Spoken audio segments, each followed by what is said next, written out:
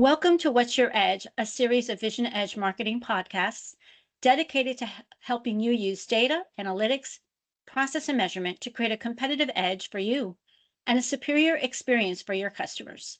I'm your host, Laura Patterson, president of VisionEdge Marketing. The manufacturing industry is defined by complexity, competition, and opportunity. Founded by Alfonso Aramburo in 2012 as a product development company, Brecher Manufacturing has evolved into a premier source for rotomolding, injection molding, sheet metal fabrication, thermoforming, rapid prototyping, and CNC machining, serving clients across Mexico, the United States, China, and Canada. Alfonso's journey to profitable growth illustrates what becomes possible when leaders resist the temptation to chase every opportunity, avoid random acts of revenue, and instead make deliberate strategic choices about who they serve and how they grow.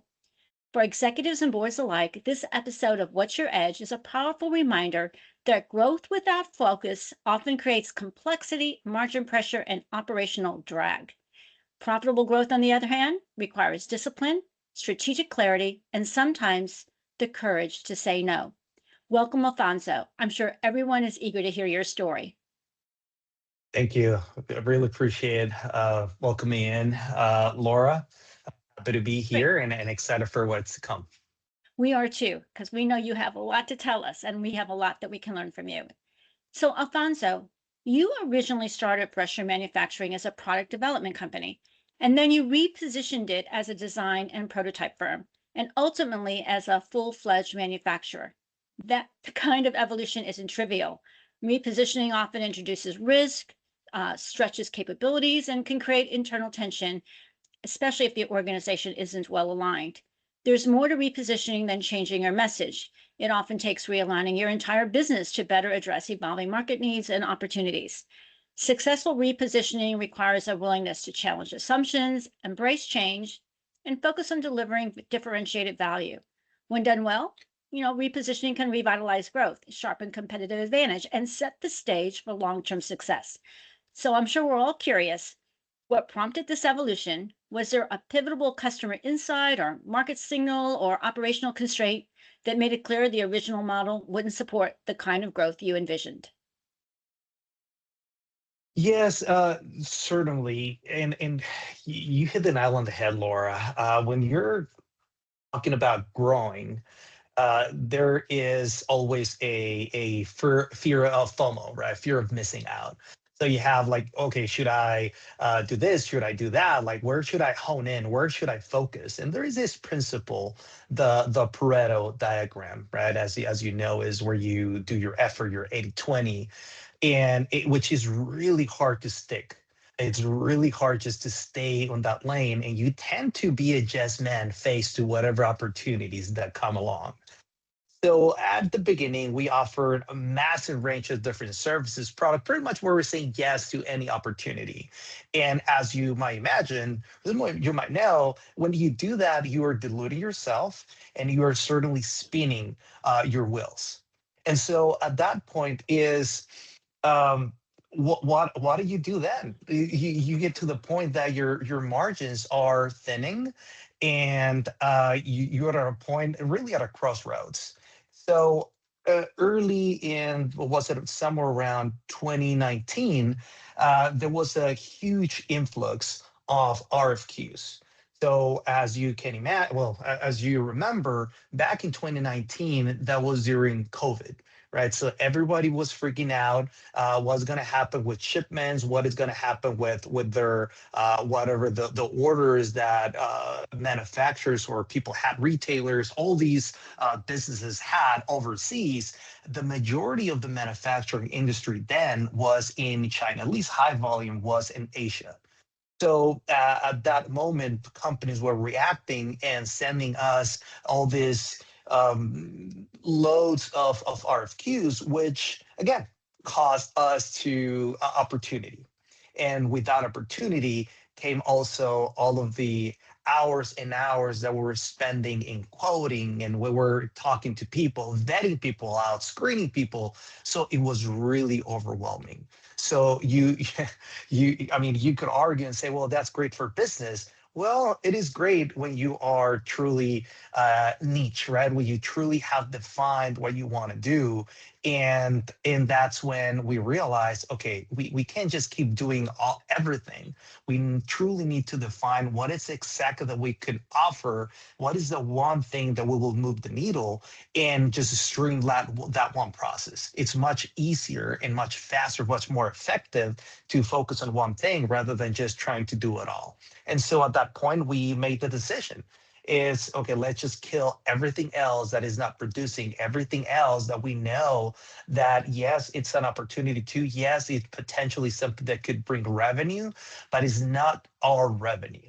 So instead of focusing on, again, FOMO, let's focus on what we could get with what we do. And so we did. We focused in rotomolding, which we were highly competitive. That was the one process that we knew that we could do really good. Our competitive advantage wasn't only producing the parts, producing the molds, it was actually the knowledge. There are not many rotomolders in the states that could do complex parts. And we're talking some of the parts that we do are military, aerospace, are products that are materials difficult to mold. So at Wow. that point, yeah.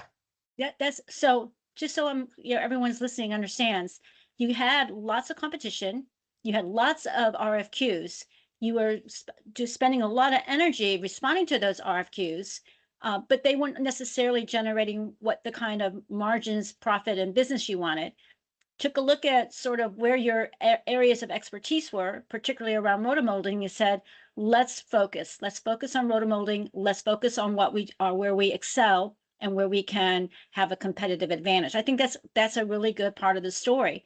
So I imagine that you had to begin working with customers that had a lot larger volume and were more complex, like aerospace, military, and automotive, and that you recognize the need, for a single point of contact, because those people in those industries, which I'm very familiar with from my experience in the semiconductor industry, they like a single point of contact. In that, from our experience, fragmentation, like multiple vendors or suppliers, handoffs, and accountability gaps, they can create a lot of friction for customers and inefficiencies for manufacturers. So Yep. reducing customer effort is a proven way to enhance the satisfaction and retention among customers. High, high performing companies understand that every interaction, especially those tied to quoting, onboarding, and support, should be frictionless, or at least as frictionless as possible. And by measuring and actively managing customer effort, organizations can strengthen loyalty and, just as importantly, drive repeat business, which goes to the bottom line. So, how did this realization reshape your service model and your operational processes? And what did consolidating responsibility change for customers and for your internal teams? Laura, you just, I mean, I think for the second time, you hit another nail in the head. And because that is one of the, I mean, talking to, it's not only us, also talking to every CEO, to every manufacturing leader, you realize that the pain points are almost the same, right? As if we're synchronized, our minds are synchronized because the problems are all over. So what you're describing, it's called fragmented accountability, right? And it's this term that in reality, when you're buying parts from multiple suppliers for one integrated product, it could be, in our case, it could be, let's say, think of a cabinet, right? A cabinet has all the frame, it has bolts, it has some plastic pieces. Well, all of those, of course, you're going to need a different supplier for each one of those parts. But then the more complex your part is, the more accountability you need to manage, right? With all these different suppliers. So that certainly is a headache that when you happen to deal with your injection molding company, with your rotomolding company, with all this, it's not easy to deal with. It just adds more complexity, not only to the part, but also to your business. So that's when we thought about that decision or that solution. Okay, well, we already know that some of our customers were providing the hardware to them, we're assembling it for them. So why don't we just make this our value proposition, because they seem to be comfortable with us. So in that way, they would only be dealing with one person, and we take care of that for them.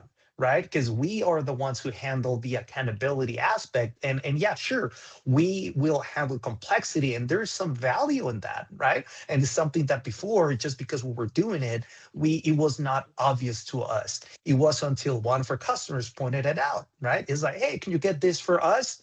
And we're like, well, that's actually not difficult. I mean, we do this all the time.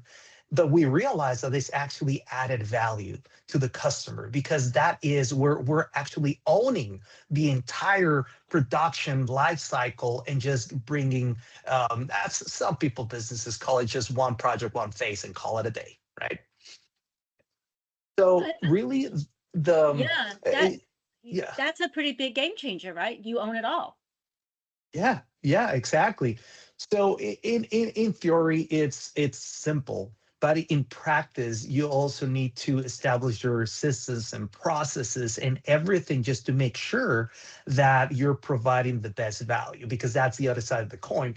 If we were still doing everything else, there is no way that we could manage everything, nor had the capacity or the bandwidth to do it all, right? Because Yes. now we are the experts in rotomolding. Now we know that this is the main thing, that it takes little to almost, I mean, still effort, but it's not as much effort as if we knew everything else.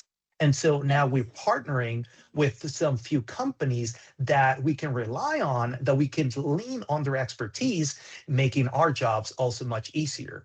But it's only a few processes that we truly master, right? And so Yes. that's giving us the ability to truly eliminate all that friction, right, for customers, so that they are the ones that can focus on their market, on selling, on their NPS scores, and everything that will, again, help them grow.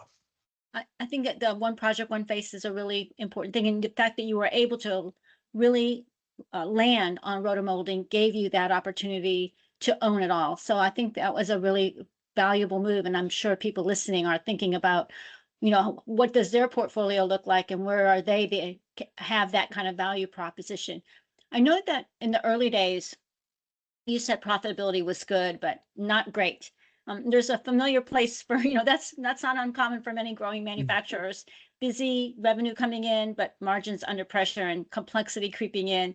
And you shared that learning when and where to say no was kind of critical to unlocking profitable growth. So, Alfonso, can you just talk very briefly about the challenges you faced in making the shift and what criteria you used to decide which opportunities were worth pursuing and which ones, even though they brought in revenue, were actually holding the company back? And when you look back, how did you how does saying yes too often kind of contribute to what we sometimes call random acts of revenue, work that looks attractive in isolation but doesn't really align with the long-term strategy? Yeah, it's interesting how the biggest challenges are not systems and processes. Truly, the biggest challenge are what's in our heads, right? It's something that has to do with mindset. So I was my worst enemy, and I was the one causing all of this. And just realizing and seeing and actually admitting, acknowledging that I was part of the problem. I can tell you, Laura, it's one of the most difficult things to do as a leader, right? Yes. And so I had a lot of fear, right? Is wow, am I failing? Could I, if I was to do this, would I feel? And maybe in front of cameras, right, in front of people, you look very confident, very, oh yeah, yeah, you definitely know what you're doing. But then when you're saying yes to everything, that is not coming from a place of strength, right? Right. It's coming from a place of weakness, because you can't scale, you can't grow when you don't work on your 20%. So what is what you're truly good at, and honing that, right? And I know we were great, but I had so much fear of losing, as I said before, it's just losing that revenue, or potentially losing all that business which we didn't even have, by the way, right? Which is absurd. so Yes. I so I really realized that that price was a commodity, right? I realized that you can't, whenever you compete on price, you will, I don't want to say you will fail, because there are some amazing companies killing it, right? Competing on price. But at least what I realized is that you, as far as profit goes and margins goes, is going to be much more difficult for you to be profitable the more that you compete on price. So at that Yes. point, I decided, okay, what is what we're good at, right? It's okay, let's make sure that if they're good at, we get feedback from our customers that, and they tell us in our faces, okay, tell me, why are you buying from us? Tell me why it is that you continue working with us after this long, right? And again, keep in mind, I didn't have too many customers then. I had actually probably a couple that were relying on us month over month, and that is what was keeping us afloat after making the shift, right? Yeah. So it was tough, right? Yep, exactly. And you're kind of a good segue into this conversation about repeat customers because you were saying, early on you might have been profitable, but you didn't really have a lot of repeat customers. So that meant you really had to go hunting all the time. And Yeah. that's really kind of a common challenge in manufacturing where the industry average retention rate is about 67%. So retention is often treated as like a downstream outcome, but in reality, it's a leading indicator of product market fit, operational discipline, and customer experience. Customer retention, it's a strategic imperative for sustainable growth and profitability. Companies that prioritize retention benefit from lower acquisition costs, higher lifetime value, and more predictable revenue streams. So as we think about it, you had some obstacles to overcome in terms of retaining customers. How did you diagnose the root cause rather than just address symptoms?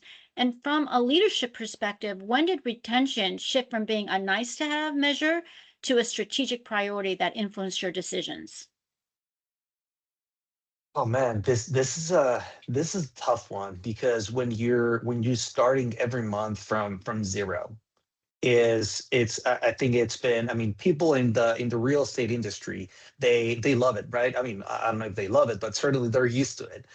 They're just always on the hunt, right? And what, as a business, you gotta have hunters and farmers, and I think that's the best business model, to where the farmers stabilize the business and the hunters go out and get all more business so that you can fire whatever customers that don't align with with what you want to do, with your goal, right? Whether that is profitability, or customers are just taking much more effort and time to do that. So really, as we shifted from a high, well, actually from a product development kind of business to a higher volume manufacturing business, we knew that we had to put a stop to that revolving door. So my background is in continuous improvement, Kaizen. I've been in manufacturing for the longest. And so there is one framework that I put together because I realized, or that I started actually using after realizing that people, when we do something, is not only because the system process failed. That's when, I mean, for those lean folks out there, I mean, I'm sure that's what they teach us, right? Whenever we do our green belt or black belt in lean manufacturing, is like, yeah, just focus on system processes, right? But then the element that is critical is the psychology behind it. Is why, what is the correlation between what happened on the system, why the system failed, but what the person decided to make that change or go around the system and do something else, right? So when I Mhm. realized that and incorporated that concept, it was just a game changer. And I use the same thing for our customer retention.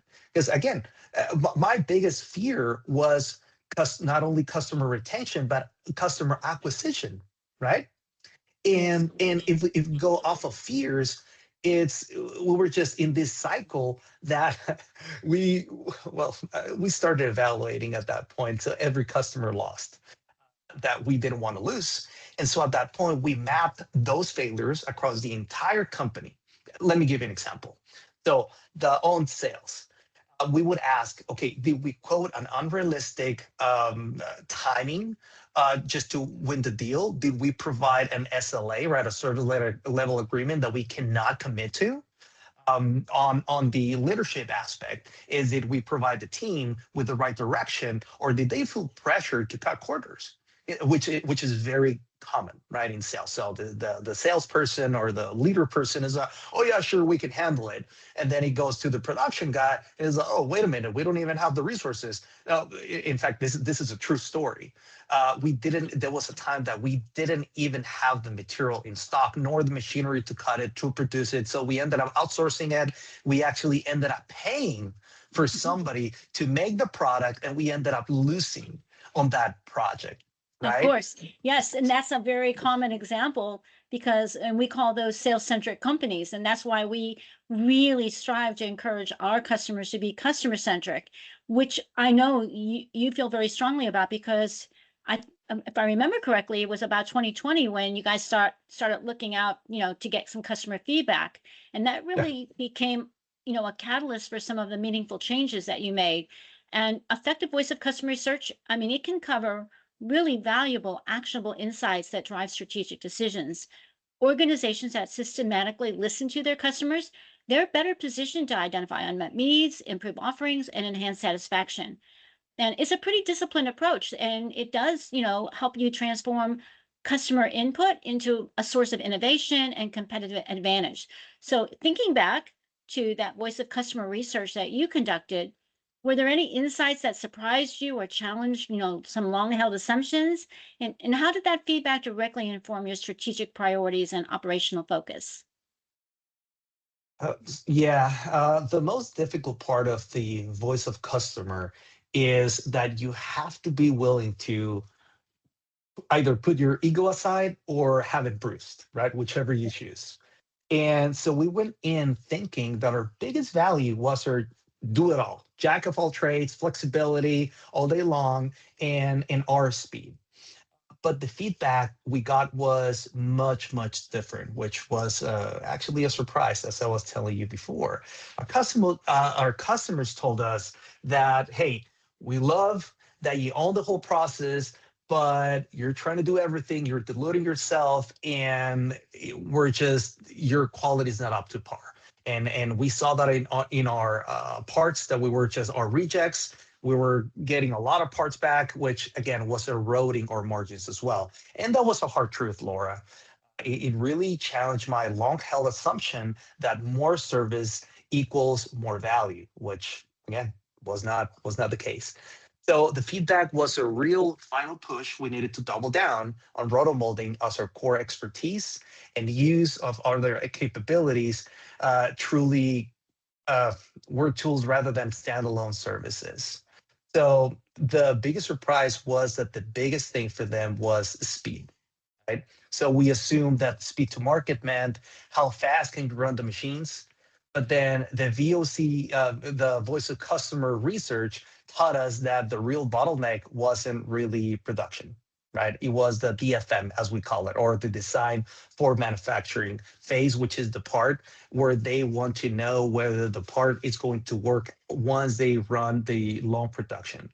So Yeah. they wanted somebody to, when I say they, I'm referring to the customers, a manufacturer that could also help them on the DFM, and also follow the prints, and also provide them feedback on if something would be an issue down the road, right?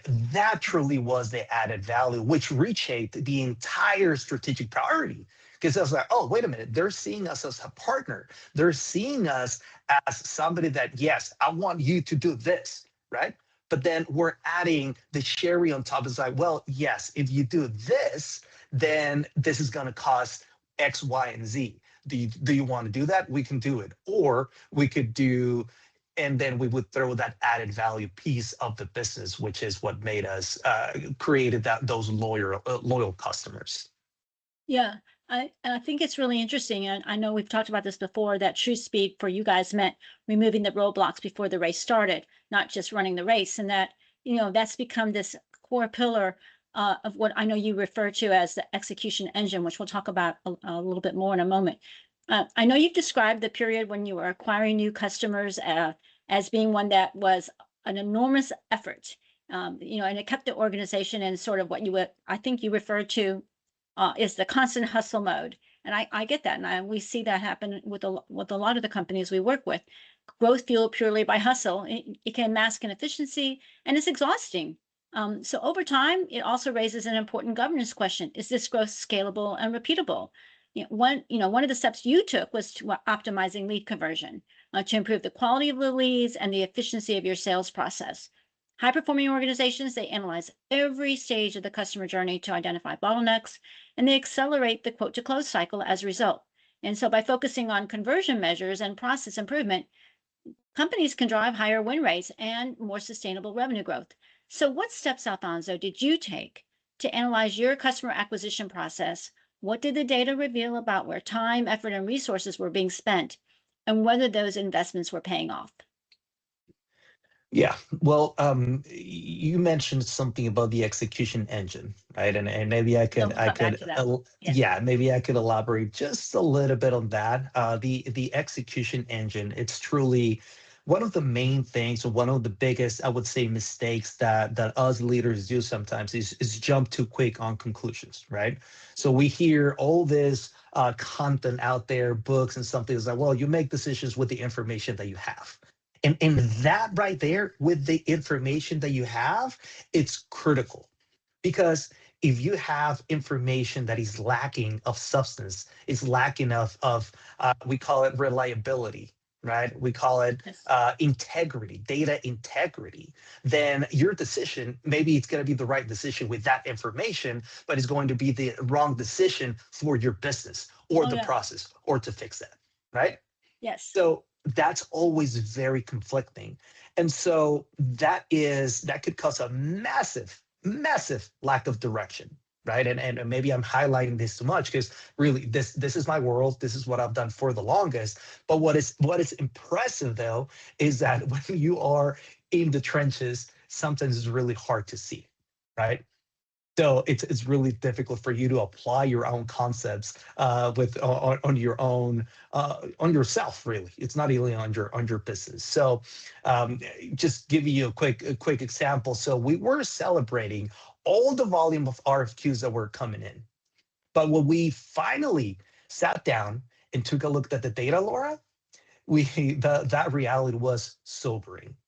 Um, so about 80% of our resources, of our engineering team and quota resources were really acting, and you mentioned the term earlier, of those random active revenue, which is, yeah, you might get 20 grand or 100 grand or whatever that is from this customer and the other, but it was not something that truly aligned with what we wanted to do. So we had about 5% chances of closing, or probably worse, right? It wasn't, yeah, sure. When we had our pipeline, we were going to be millionaires within a year, right? That's what our pipeline and our CRM showed. But in reality, the closing rate was horrible. So I was always telling them that our execution engine was overheating because we were feeding in the wrong fuel, Yeah.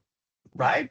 Yes. And that's and around information, that's exactly what it is. It's like everybody talks about data. Oh, give me the data. Well, it goes a step beyond that. It's not only give me the data, give me data with integrity. I would add that, right? Because Yes. it's one in every, and I'm telling you, Laura, every single time that I look into a process, right, and then I truly dig into, okay, what are we going to do? I want to make sure that and there's this whole framework that I utilize, right? That it's focus, I call it, right? Which is like, for the first three is F stands for find, O for observe, and U for well, C for clarify. So the first three are critical, right? So first you find, then you observe, then you clarify, and then you uncover, right? So those, and at the end you solve. So you got four steps before you go to the fifth one. Why? Because you truly need to get accurate data. Again, enough of that. So Yeah, no, that's okay. I mean, you're talking, that's what we're all about here is getting the right data so that can retain the customers that matter and acquire the ones that really fit. So yeah, that's what leads to, sustainable, scalable growth. Companies, Alfonso, with higher customer retention rates, they often have, that's a direct result of targeting. They have what they call these right fit customers, and they typically grow like 1.5 to 3 times faster than their peers. And by analyzing the data that you're talking about, you identify, which you, as a result, you identify tooling as your sweet spot, and you became far more selective about the customers and the projects that you pursued. And we know from our work that not every customer is a right customer, right? So high performing organizations, they consistently profile their best customers, and they use that insight to focus, like you said, they're on the customer acquisition efforts on the right ones, the customers that fit. So by defining the attributes of these right fit customers and aligning resources accordingly, companies, they can improve their conversion rates and increase their average order value and foster long-term loyalty.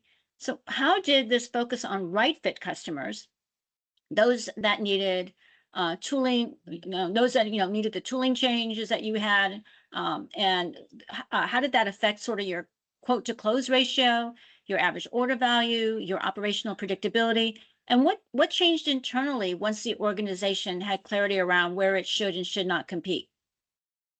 Okay, so let's dissect on that one, because you mentioned two very important KPIs that we actually implemented after realizing that we were not closing. Yeah, we had millions on paper, yet in our bank account it wasn't reflecting that. So the first one you mentioned is quote to close ratio. So this one is initially, I mean, obviously, when we narrowed down that focus, the projects that actually needed that specific integration, because again, in rotomolding, there are two aspects of the business. One is the tooling, and then it's rotomolding. So once we positioned our company at, hey, this is our main thing, right? If you need anything around rotomolding, tooling and rotomolding, the actual molding of the part, and then any other assembly, we got you, right? That helped us tremendously to bump up that quote to close ratio. Why? Because they knew that we were the go-to people on that, and everything else was just an accessory. Now, we were not trying to sell everything else and rotomolding. No, we were the rotomolders and everything else, right? If they needed to. So integration. So certainly that would reduce the technical risk to them, which is what they were looking for, that peace of mind. And so our closing rate at that point, I kid you not, Laura, nearly doubled, which Yeah, was I know. impressive, That's right? awesome. Yeah. Yeah, and not only did the closing rate double, but the average order value went up. Oh yeah. Oh yeah. Well, that's typically, I mean, it's as a result, right? You would get more business because now the confidence that they have in you is, again, is also psychological, right? Is that okay? If they're taking care of us, they feel much more confident of bringing you more business, right? And releasing those, in this case, NPIs. So we work a lot with new product engineers, product development engineers, and their departments, and they usually are working already on the next revision. Right. And so now they were much more confident bringing those new products, right? Because they were like, oh yeah, just give it to them, right? And see what they can come up with, which help us either between 2x up to almost 4x, if not 5x, some of the revenue that we were already getting on our average order value, as I said, right? So long term partners, like long-term productions, which was just, again, it was just a game changer, Laura. So at that point, one other, as a consequence, as you asked, it helped us with the margins that were eroding, right? Margins that were bleeding, which is finally starting being more profitable. And one also benefit that we had was time. Now we finally had time to actually predict our operation, right? Yes. Yes. So at that point is, what else could we do? What else could we improve? What else? How else could we add value to our customers? Now we finally had the time to strategize. Yes, exactly. And that takes us sort of to, 2022, where, the impact of just sort of doubling down on tooling customers enabled you to achieve this 2 times growth. And it also changed that repeat customer number from, 0 to 70%. That's pretty impressive, given that we just talked about that the average customer retention rate in manufacturing is only about 67%. So you were definitely, ahead of the pack. And that's a meaningful Yeah. distinction, in an industry where growth is often driven by volume rather than by value. So I know these results, they don't happen without discipline. Organizations that excel at delivering customer value, they consistently outperform their peers when it comes to organic growth, which is, what we're all about is helping our customers grow organically. And so Yep. by focusing on what customers truly value and aligning offerings, processes, and communications around priorities, you can create a stronger relationship with your customers and as a result, accelerate growth. And ultimately, the ability to measure and act on customer value, that's a key differentiator in today's competitive advantages. So, what were the most important operational, cultural, or leadership shifts that enabled the transformation? Today, what metrics do you track to ensure the company doesn't drift back into chasing misaligned opportunities and random acts of revenue? And from a board or leadership standpoint, what indicators tell you that the business is growing well, not just fast? Well, there were a few questions there. The first Yes. one, as far as the retention rate, it's talking to some other business leaders. They were saying, "Well, you're lucky if you get 10% of the business, right?" Some others, whenever they are well-positioned companies, and typically the ones that go through referrals, those would have a much higher average. You're talking somewhere around 60-ish%. And for us, about 6 to 7 out of 10 people that were coming to us, we were closing the deal, right? We were closing the business, which is awesome. Right. Obviously, we didn't start there. I mean, we were lucky if I think we started with like 1%, right? So going from 1% to 70%, it's crazy, right? Yes. It's Yes. almost unimaginable, right? Unimaginable. Yeah, there we go. There it is. So, and then the second aspect is we stopped incentivizing the big win, right? So we didn't want a home run. We just wanted to reward the process adherence, right? So, which is let's just stick with what we do. We know that we can promise, and then we had all the outline of everything that we offered, right? And what we could do, our SLAs, our service level agreements, standardized, right? Mhm. We won't offer anything else. If you feel like your customer or potential customer needs more than our standard SLA, then let's table it. Let's discuss it and let's see if, as a team, right, we could provide that and that would add value to the top line and to the business as an overall, right? I think that's a very critical element and piece of the puzzle that took us a while to figure out, right? Is that now we were not operating as silos. We were actually working in unison, even with promising things, right?